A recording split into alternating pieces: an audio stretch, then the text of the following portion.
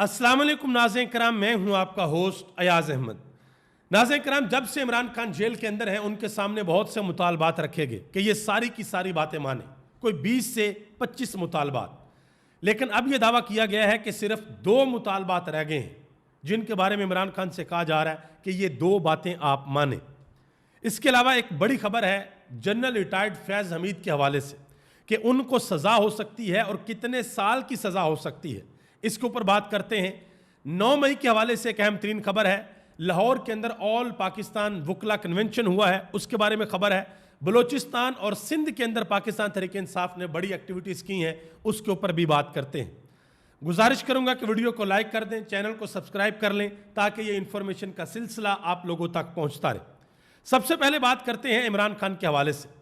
मजहर बरलास साहब, जिन्होंने यह दावा कर रखा है कि इमरान खान के साथ अडयाला जेल के अंदर मुलाकात हो चुकी है, पसे पर्दा मुज़ाकरात जारी हैं और आने वाले दिनों में बड़ी डेवलपमेंट्स आपको होती हुई नजर आएंगी।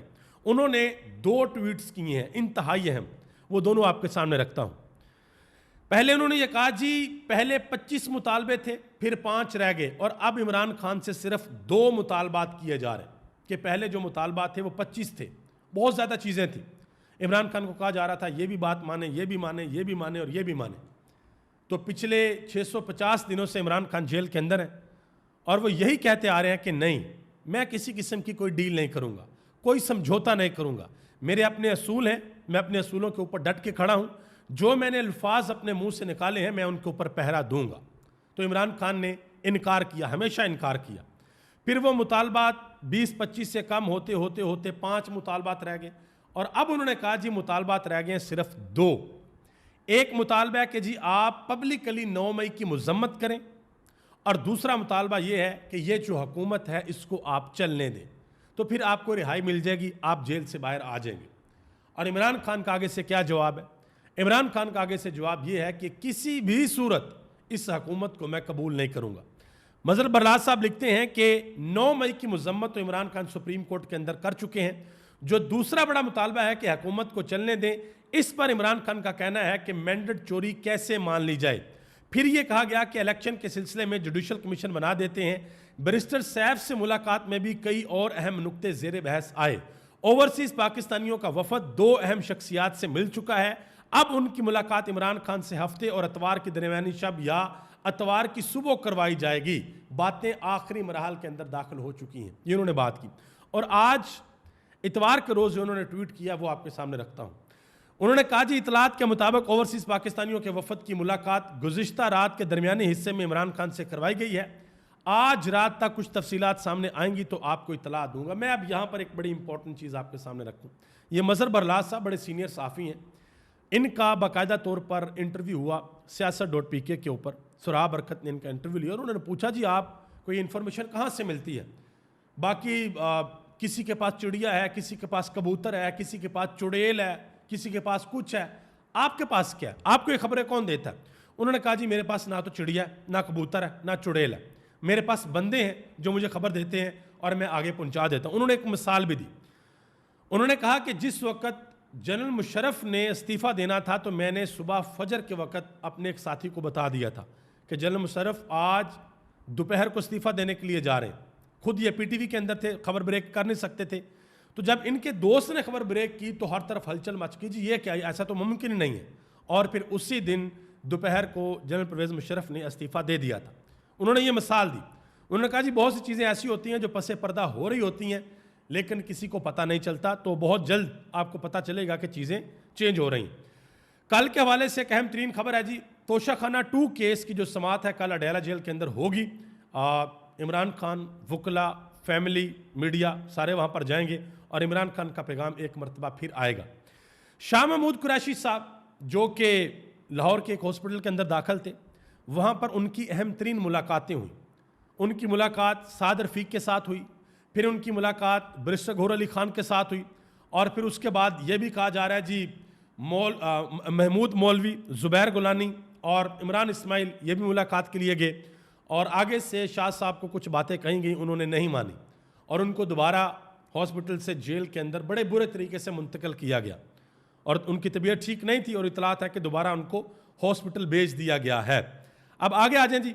9 مئی کا جو سب سے بڑا کیس ہے اس کا ٹرائل چل رہا ہے کوٹ لکھپت جیل لاہور کے اندر، اور سپریم کورٹ کی ڈائریکشنز ہے کہ جلد از جلد آپ نے ٹرائلز کو کنکلیوڈ کرنا ہے۔ کل کے دن میں 250 سے زائد افراد، 252 ہے یا 255 ہے یا اتنے کے افراد ہیں، ان سب کے اوپر فرد جرم عائد کر دی گئی ہے 9 مئی کے کیسز کے اندر۔ اب دیکھنا ہے کہ آگے کیا ہوتا ہے۔ اس حوالے سے سینیٹر اعجاز چودھری ہیں، انہوں نے ایک بڑی اہم بات کی ہے۔ انہوں نے کہا جی 9 مئی کے مقدمات میں سزا کے لیے ہم ذہنی طور پر تیار ہیں، اس سے زیادہ اور یہ کچھ بھی نہیں کر سکتے۔ شاید ہماری باقی زندگی جیل کے اندر گزر جائے مگر ہماری آنے والی نسلیں ہمیں یاد رکھیں گی۔ انہوں نے کہا جی تاریخ کا سبق بہت بڑا سبق ہوتا ہے، اس سے بڑا سبق اور کوئی نہیں ہو سکتا جو تاریخ دے کر جاتی ہے۔ اس کے علاوہ ایک اور اہم ترین خبر ہے اسلام آباد ہائی کورٹ سے۔ عمران خان کا کیس لگنا تھا منگل والے دن، لیکن ابھی تک اس کیس کو نہیں لگایا گیا۔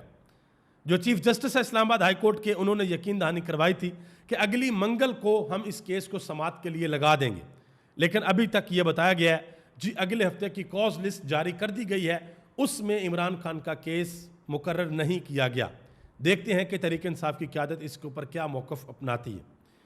سیال کوٹ کے اندر پاکستان تحریک انصاف اس وقت بڑی ایکٹیویٹی کر رہی ہے۔ وہاں پر سمڑیال کے اندر الیکشن ہے، ضمنی الیکشن ہے۔ میاں آباد فروق بھی وہاں پر پہنچے ہیں، تحریک انصاف وہاں پر کارنر میٹنگز کر رہی ہے، اور نون لیگ جو یہ دعویٰ کر رہی ہے کہ جی ہماری مقبولیت بہت زیادہ ہو گئی ہے، تو اگر مقبولیت صحیح معنوں میں ٹیسٹ کرنی ہے آپ لوگوں نے تو وہ آپ اس الیکشن کے اندر کر سکتے ہیں۔ بالکل فری اینڈ فیئر الیکشن کروائیں، کوئی دباؤ نہ بڑھائیں، پی ٹی آئی کو بھی کھلا میدان میں دیں، جلسہ کرنے دیں، ان کو کہیں چیلنج کریں پی ٹی آئی کو۔ نون لیگ کی حکومت پی ٹی آئی کو چیلنج کرے جی آپ کی مقبولیت تو ذرا جلسہ کر کے دکھائیں، اور نون لیگ بھی جلسہ کرے، پتہ لگ جائے گا کہ کس کے پیچھے لوگ کھڑے ہیں۔ اس حوالے سے ایک اہم ترین بات کی ہے اسد طور نے۔ وہ کہتے ہیں کہ نواز شریف اور اس کا خاندان اگر کونسلر کا الیکشن بھی جیت گئے تو میرے لیے ایک بڑی بریکنگ نیوز ہوگی۔ انہوں نے کہا کہ نون لیگ پوری طرح ختم ہو گئی ہے اور تاریخ میں پڑھایا جائے گا کہ کیسے ایک جماعت نے خود کو تباہ کیا، اپنے ووٹ بینک کا بیڑا غرق کر دیا۔ پاکستان تحریک انصاف کے نوجوان رہنما ہیں سالار خان کاکڑ، جو کہ بڑا عرصہ جیل کے اندر بھی رہے اور بڑے ایکٹیو ہیں۔ وہ بلوچستان اپنے گھر گئے ہیں اور راستے میں جاتے جاتے ان کا مختلف جگہوں کے اوپر استقبال کیا گیا۔ انہوں نے 2-3 انتہائی اہم ٹویٹ کیے ہیں، وہ میں آپ کے سامنے رکھتا ہوں۔ انہوں نے کہا کہ میں اپنی ٹیم تحریک انصاف کے ورکر اور بلوچستان کی عوام کا شکریہ ادا کرتا ہوں جنہوں نے کل شیرانی سے کوہٹا کم و بیش 400 کلومیٹر پر 20 سے زائد مقامات پر مکمل دفعہ 804 نافذ رکھی۔ آپ بلوچستان کی تمام سیاسی پارٹیوں کی مشترکہ قوت سے زیادہ مضبوط اور منظم ہو۔ مستقبل آپ کا ہے، مستقبل عمران خان کا ہے۔ مزید انہوں نے کہا کہ پاکستان میرا گھر ہے، میں اس گھر کو چھوڑ کر نہیں جا سکتا، یہ میری نسلوں کی پہچان ہے، عمران خان میرا لیڈر ہے، میں تمام زیادتیوں اور مظالم کے باوجود اس تعلق سے دستبردار نہیں ہو سکتا، خاص طور پر تب جب میرا لیڈر مشکل میں ہے۔ لا الہ الا اللہ ہمارا نظریہ ہے، ایاک نعبد و ایاک نستعین ہمارا نصب العین ہے، ہم ان نظریات سے لا تعلقی کسی قیمت پر اختیار نہیں کر سکتے، میرے گھر مت آئیے گا، ناراضگی ہو جائے گی۔ یہ انہوں نے بات کی سالار خان کاکڑ نے۔ اسی طرح سندھ کے اندر بھی پاکستان تحریک انصاف بڑی ایکٹیویٹیز کر رہی ہے، وہاں پر بھی ریلیز نکالی جا رہی ہیں، اور سندھ کی جو عوام ہے، سندھ کی عوام کی اگر آپ نقل و حرکت کو دیکھیں تو ایسا محسوس ہوتا ہے کہ سندھ کی عوام بھی بالکل تیار بیٹھی ہے کہ بھائی اب یہ جو سندھ کے اندر زرداری خاندان ہے ابھی ہمیں نہیں چاہیے، ہم ان کے خلاف اٹھ کر کھڑے ہو گئے۔ تو سندھ کے اندر بھی تحریک انصاف ایکٹیو ہو گئی ہے۔ جنرل ریٹائرڈ فیض حمید کے حوالے سے بڑی خبر ہے، فیصل واڑہ صاحب نے کہا جی جنرل فیض حمید کو سزا ہوگی، اور ہو سکتا ہے یہ سزا 14 سال کی سزا ہو، اس سے زیادہ بھی ہو سکتی ہے۔ تو دیکھتے ہیں کیا ہوتا ہے، اور اس کے اندر 9 مئی بھی ہے یا نہیں ہے، دیکھتے ہیں کیا معاملات ہوتے ہیں۔ لاہور کے اندر آل پاکستان وکلا کنونشن ہوا ہے، بڑی اہم باتیں کی گئی ہیں۔ سلمان اکرم راجہ نے بات کرتے ہوئے کہا کہ 78 سالوں سے پاکستان میں جمہوریت پر شب خون مارا جا رہا ہے، 8 فروری کو جو الیکشن لوٹا گیا اس کو بچانے کے لیے 26ویں ترمیم لائی گئی، ورنہ عدالتوں سے انصاف اگر ہو جاتا، جمہوریت قائم ہو جاتی، مینڈیٹ واپس ہو جاتا، لیکن الیکشن لوٹنے والوں کو جمہوریت قبول نہیں ہے۔ مزید انہوں نے کہا کہ یہ تاریخ کی مخصوص نشستوں والی نظر ثانی کی اپیل وہ اپیل ہے، یہ بڑی اہم بات ہے۔ انہوں نے کہا کہ یہ تاریخ میں پہلی بار ہوا ہے کہ ایک نظر ثانی اپیل آئی ہے مخصوص نشستوں والی، اور اس کے اندر وہ جج شامل ہی نہیں ہے جنہوں نے یہ فیصلہ دیا، نہ جسٹس منصور علی شاہ شامل ہیں، نہ جسٹس منیب اختر ہے، نہ جسٹس اطہر من اللہ ہے۔ مزید انہوں نے ارشاد بھٹی کو انٹرویو دیتے ہوئے کہا کہ ہمارے پاس اب دو ہی راستے ہیں، یا تو ہم ظلم کا نظام قبول کر لیں یا پھر اس نظام کے خلاف مزاحمت کریں اور ڈٹ جائیں۔ انہوں نے کہا کہ دوسری جماعتوں نے ظلم کے نظام کے آگے گھٹنے ٹیک دی ہیں، معافیاں مانگ لی ہیں، لیکن ہم اس نظام کے خلاف مزاحمت کریں گے اور انشاءاللہ کامیاب ہوں گے۔ یہ سلمان اکمل راجہ نے بات کی ہے۔ رابعہ باجوہ انہوں نے وکلا کنونشن کے اندر کہا کہ فیلڈ مارشل عاصم منیر صاحب سے کہوں گی کہ جو اعزاز آپ کے وزیر اعظم اور آپ کے صدر نے آپ کو دیا ہے، اگر آپ اس کو عزت بخشنا چاہتے ہیں تو اعلان کریں کہ آپ ایکسٹینشن نہیں لیں گے اور پاکستان میں ایکسٹینشن کا گنونا کھیل ختم کرتے ہوئے وقت کے اوپر ریٹائرڈ ہو جائیں گے۔ یہ بات انہوں نے پاکستان کے field marshal general Asim Munir کے بارے میں کی ہے۔ ملک آصف نسوانہ جو بار کے صدر ہیں، انہوں نے کہا کہ ملٹری اسٹیبلشمنٹ پاکستان کے تمام مسائل کی اصل جڑ ہے اور اپنے وزیر اعظم قوم کے لیڈر عمران خان کا شکر گزار ہوں جنہوں نے ان کے چہروں کو بے نقاب کیا، قوم کو بتایا کہ کیسے یہ 77 سالوں سے ملک کو چلا رہے ہیں۔ پھر ایک اعلامیہ بھی جاری کیا گیا جس کے تقریباً 10 پوائنٹ ہیں۔ اس میں یہ بتایا گیا کہ پاکستان کے اندر کس طریقے سے جو عدالتیں ہیں ان کو کنٹرول کر لیا گیا ہے۔ یہ بتایا گیا کہ عام شہریوں کے جو حقوق ہیں ان کو کس طریقے سے ختم کر دیا گیا ہے۔ بھارت کے حوالے سے جو سندھ طاس مادہ ہے اس کے حوالے سے بات کی گئی، سندھ کے حوالے سے بات کی گئی، موجودہ صورتحال میں جو لوگ جیلوں کے اندر ہیں ان کو رہا کرنے کی بات کی، جس میں عمران خان، ڈاکٹر مہرنگ بلوچ، علی وزیر، باقی سارے لوگ ہیں۔ اس کے علاوہ جو مسنگ پرسن ہے پورے ملک کے اندر ان کے حوالے سے بات کی گئی۔ مطالبہ کیا گیا کہ جو سپریم کورٹ بار ایسوسیشنز کے الیکشن ہیں وہ بائیو میٹرک سسٹم کے ذریعے کروائے جائیں۔ یہ ساری کی ساری چیزیں جو ہیں انہوں نے اپنے اعلامیہ کے اندر جاری کی ہیں۔ حیدرآباد کے اندر ایک ویڈیو وائرل ہو رہی ہے، بہت زیادہ پاکستان تحریک انصاف کے کارکن ہیں، وہ کہتے ہیں کہ خدا کی قسم ہم گولیاں لاٹھیاں کھانے کے لیے تیار ہیں، ہم ظلم و ستم برداشت کرنے کے لیے تیار ہیں، لیکن ہم عمران خان کو رہا کروا کے ہی دم لیں گے۔ یہ پاکستان تحریک انصاف کا ورکر کہہ رہا ہے۔ آگے آ جائیں جی، عطا تارڑ صاحب نے ایک بڑی اہم بات کی۔ انہوں نے کہا جی ساری دنیا کے اندر پولی گرافک ٹیسٹ ہوتے ہیں، عمران خان کیوں پولی گرافک ٹیسٹ سے انکار کر رہے ہیں؟ انہوں نے کہا جی وہ مشینیں لگتی ہیں، اگر آپ جھوٹ بولتے ہیں تو آپ کی جو خون کی گردش ہے وہ چینج ہو جاتی ہے، دل کی دھڑکن چینج ہو جاتی ہے، تو وہ دینا چاہیے۔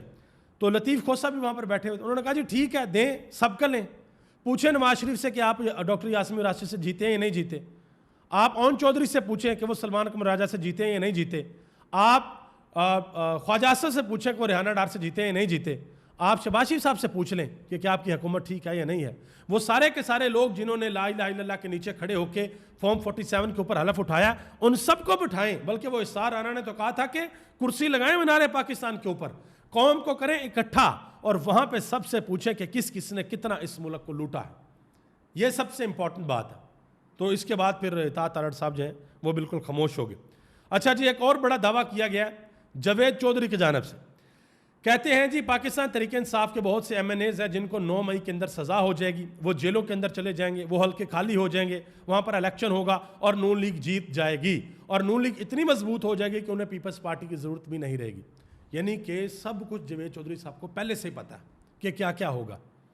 ٹھیک ہے، ویسے تو جو ہوتا آ رہا ہے وہ سب کو پتہ ہے کیسے ہوتا ہے، لیکن یاد رکھیے گا ایک ذات اوپر بھی ہے اور وہ بڑی ڈاڈی ذات ہے، وہ کسی کا کوئی لین دین رکھتی نہیں ہے۔ وہ جب حساب برابر کرنے پہ آتی ہے تو بڑوں بڑوں کے حساب برابر ہوتے ہیں، رسی ایک مدت تک ڈھیلی ہوتی ہے، اس کے بعد پھر کھینچ لی جاتی ہے۔ متی اللہ جان نے ایک بڑی اہم بات کی ہے، انہوں نے کہا جی نون لیگ کو پتہ ہے کہ اب ووٹ کو عزت نہیں دینی بلکہ اسٹیبلشمنٹ کو عزت دینی ہے، اور اسٹیبلشمنٹ کو یہ تاثر دینا ہے کہ ہم آپ کے لیے سب کچھ کرنے کو تیار ہیں۔ شاہد خاقان عباسی نے ایک بات کی، انہوں نے کہا جی عمران خان ایک حقیقت ہے اور اس کے پاس مینڈیٹ ہے، اس حقیقت کو تسلیم کرنا ہوگا کیونکہ قوم اس کے ساتھ کھڑی ہے اور قوم وہی مانتی ہے جو عمران خان بتاتا ہے۔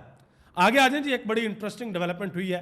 اسلام آباد ہائی کورٹ بار کے جو صدر ہیں جنہوں نے ووٹ پاکستان تحریک انصاف کے لیے تھے، پھر انہوں نے ایک درخواست دائر کی اسلام آباد ہائی کورٹ کے جو ججز ہیں ان کی سینیورٹی کے حوالے سے سپریم کورٹ میں، پھر انہوں نے وہ واپس لے لی۔ پھر اعظم نصیر تارڑ صاحب ان کے پاس آئے ہیں اور یہ خبریں ہیں کہ تقریباً 1 کروڑ روپے کا چیک ان کو دیا گیا ہے۔ تو یہ آپ اندازہ لگا لیں، ہر کوئی ایک جیسا نہیں ہوتا، ہر بندے کی کوئی نہ کوئی قیمت ہوتی ہے، تو قیمت جب لگ جاتی ہے تو پھر معاملات جو ہیں وہ سیٹل ڈاؤن ہو ہی جاتے ہیں۔ آگے آ جائیں، حسن نثار نے ایک بات کی ہے کہتے ہیں کہ عظمیٰ بخاری نے فیصل واڈا کو ذہنی مریض اور سستا شاہ رخ خان کہا ہے، اور یہ بھی کہا ہے کہ اس کی حالت قابل رحم ہے۔ انہوں نے کہا کہ اگر پاکستان میں واقع کسی کی حالت قابل رحم ہے تو وہ نون لیگ اور نواز شریف ہیں۔ یہ خاتون فیصل واڈا کو سستا شاہ رخ خان کہہ رہی ہے، اگر جواب میں فیصل واڈا یا کسی اس کے ساتھی نے راکھی سامت کہہ دیا تو پھر کیا ہوگا؟ یہ آپ اندازہ لگا لیں۔ ایک اور خبر ہے جی، ریاض الحق صاحب نے خبر دی ہے، انہوں نے کہا جی پاکستان کی تاریخ میں شاید یہ پہلی مرتبہ ہوا ہے کہ آئی ایم ایف بجٹ سے پہلے ڈیرے ڈالے بیٹھا ہے کہ کیسا بجٹ پیش کرنا ہے، کیا کرنا ہے اور کیا نہیں کرنا، کون کون سی شرائط ہے جو آپ کو ماننی پڑیں گی۔ ابھی تک کے لیے اتنا ہی، آپ سب کا بہت بہت شکریہ۔ پاکستان زندہ باد، پاکستان کے کروڑوں عوام پائندہ باد۔